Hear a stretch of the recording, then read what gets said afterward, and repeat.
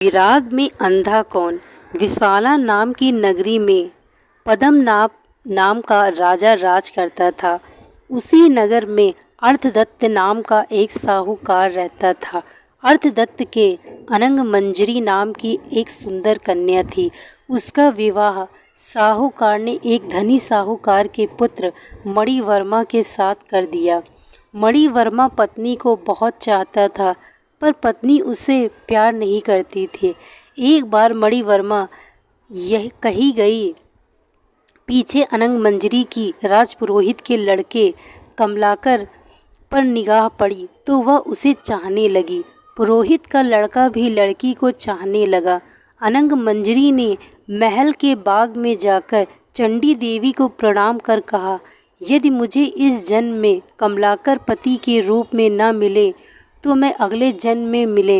यह कहकर वह अशोक के पेड़ से दुपट्टे की फांसी बनाकर मरने को तैयार हो गई।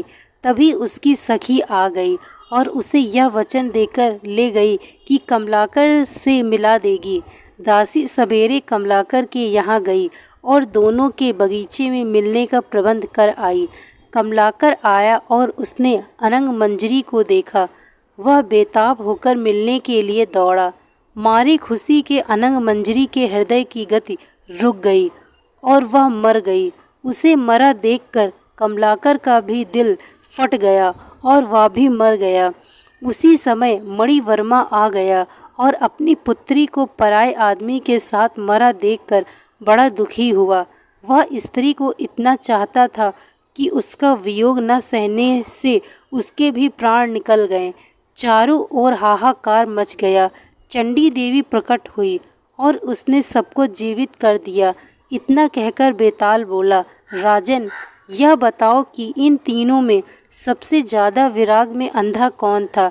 राजा ने कहा, मेरे विचार में मणिवर्मा था, क्योंकि वह अपनी पत्नी को पराये आदमी को प्यार करते देखकर भी शोक से मर गया। अनंग मंजरी और कमलाकर तो अचानक मिलने की खुशी से मरे। उसमें अचरज की कोई बात नहीं थी। राजा का यह जवाब सुनकर बेताल फिर पेड़ पर जा लटका और राजा को वापस जाकर उसे लाना पड़ा। रास्ते में बेताल ने फिर एक नई कहानी सुनाई। दोस्तों, मैं आशा करती हूँ आपको यह कहानी अच्छी लगी होगी। Thank you so much watching this video.